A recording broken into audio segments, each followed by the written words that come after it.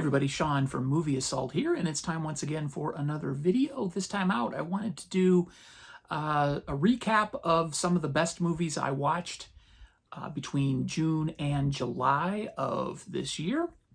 And rather than recap everything that I've watched over the past 2 months, I just wanted to highlight the best of what I watched, and these are those films. And these are each movies that I've rated 8 out of 10 or higher.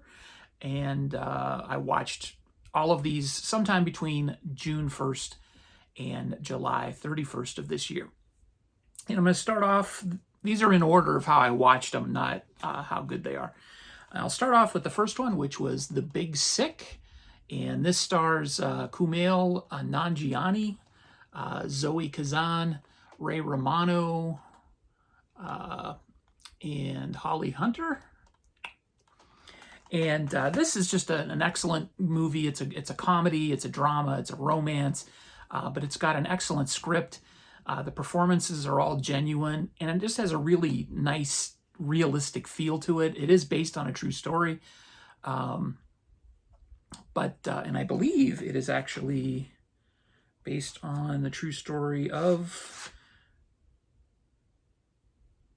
Kumail Nanjiani. His actual relationship with his, I guess now, wife started.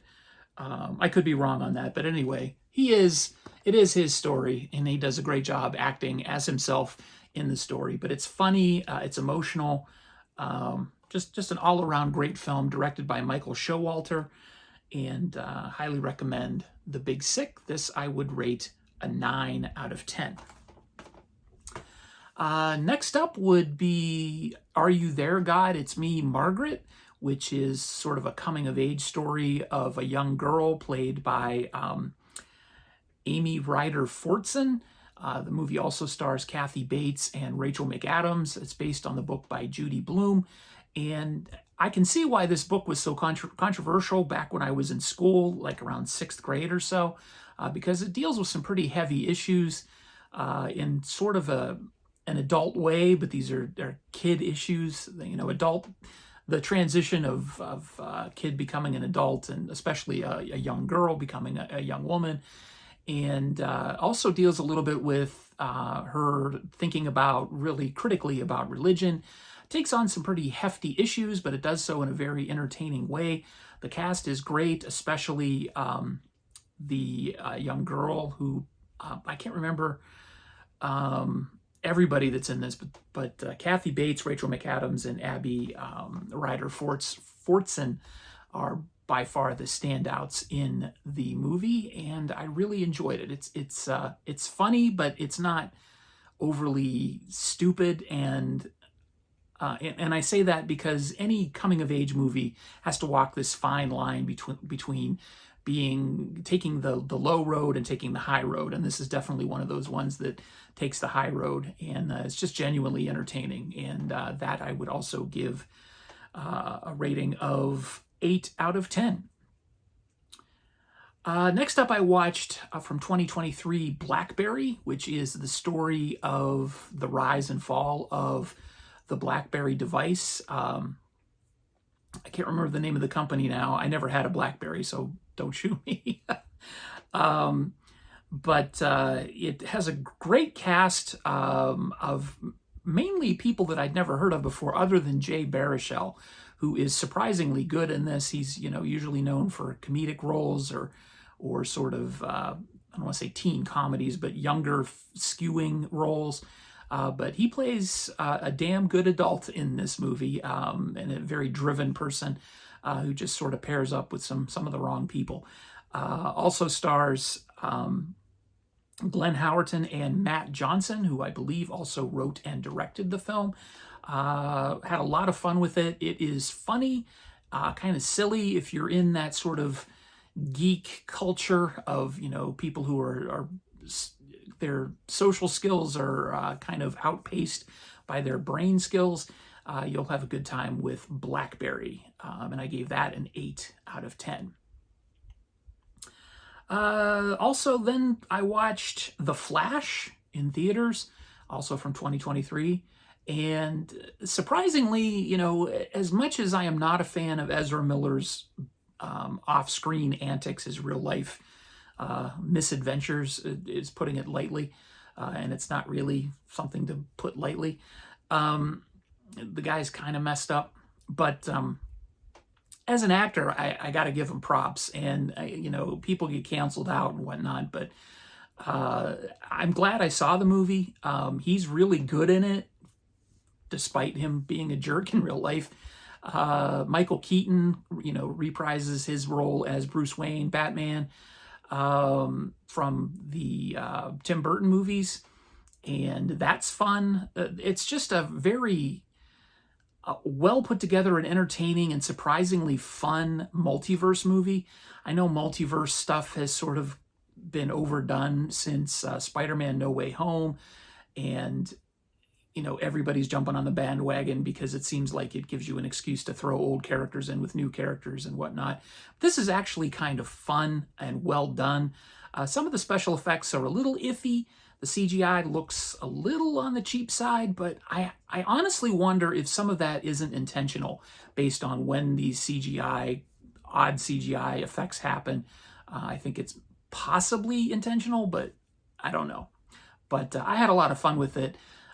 It's too bad that it's the swan song for the DCEU. I know Blue Beetle is coming out this month, but I don't think anybody's really falling over themselves to see that. So then we'll see where the James Gunn DC universe goes. But I enjoyed The Flash, and I gave it an 8 out of 10. By far, my favorite movie that I watched over the past couple of months is The Artist. This won the Best Picture Academy Award in 2012, and it also won some Golden Globes, including Best Picture, and it features mainly French lead actors, Jean Dujardin, I'm going to mangle these names, and Berenice Bejo. These two here, but this is just infectiously delightful. I loved this movie. I really had no idea what I was getting myself into when I watched it. I was a little put off by the fact, number one, I got this at the clearance section at my buy-sell trade for super cheap. I think I picked it up for $2, and this is a Best Picture winner. Nobody talks about this movie anymore. Nobody mentions it. It's like everybody's forgotten about it, and I think some people maybe feel some sort of regret of being into it because it was gimmicky, because it's a silent movie and it's in black and white. Maybe they think they fell prey to some sort of gimmick and really it didn't deserve to be Best Picture. I disagree. I thought it was great. I loved every minute of it. I thought I smiled from ear to ear through most of the movie. There's a kind of a dark part in the middle that you really don't want to smile during, but I don't know. I really thought this was a lot of fun. Maybe because it's a breath of fresh air and it's, something that we don't see a lot of anymore. It was a look back at a, bygone era of Hollywood, and I don't know. I had a blast watching it, and I give it a 10 out of 10. Then my next two are the Barbenheimer, the event of the summer. Barbie, I went to see that on the Saturday after it came out. Had a great time watching it. I thought it was hysterical. I thought it was entertaining, a little bit emotional. My wife was super hyped for it, and it was really fun to go to a movie that she was hyped for and really got into and was excited about. So I just sat back and enjoyed myself, and I'm glad I went. I really enjoyed it. I know some people have their feathers ruffled by its sort of, pro-woman message, but, I think we can, as men, we can handle that.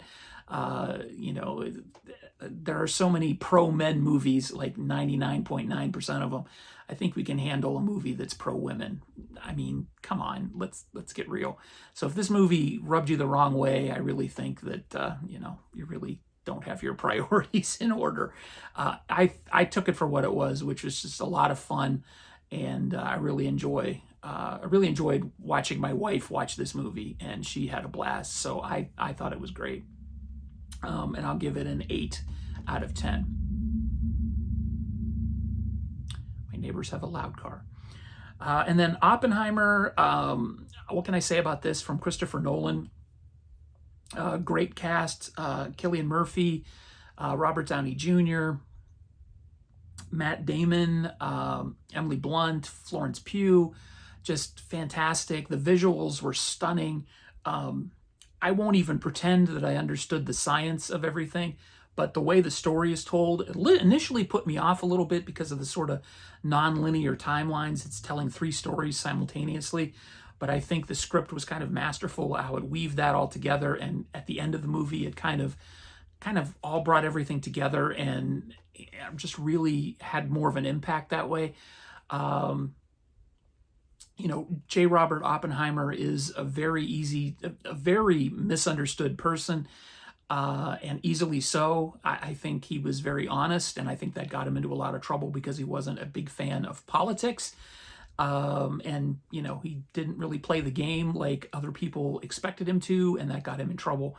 But from everything that I've read, he was totally brilliant. And even though he didn't directly do a lot of the things that he's given credit for in the movie, not so much in the movie, but just in history, I think he's still worthy of a movie like this. And I think this is a movie worthy of being seen. And I gave it a 9 out of 10.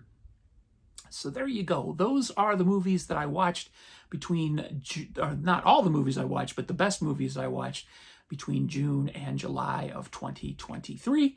And I hope you enjoyed me sharing my opinions about the movies. Did you see any of these movies? Did you like any of these movies? Did you not like any of these movies? Did you have a different opinion than me? That's cool too. Leave a comment down below and let me know what you thought. As always, thanks for watching. If you've recently subscribed, thank you very much. And if you haven't, what are you waiting for? Just click that button and join the train. As always, thanks for watching and take it easy.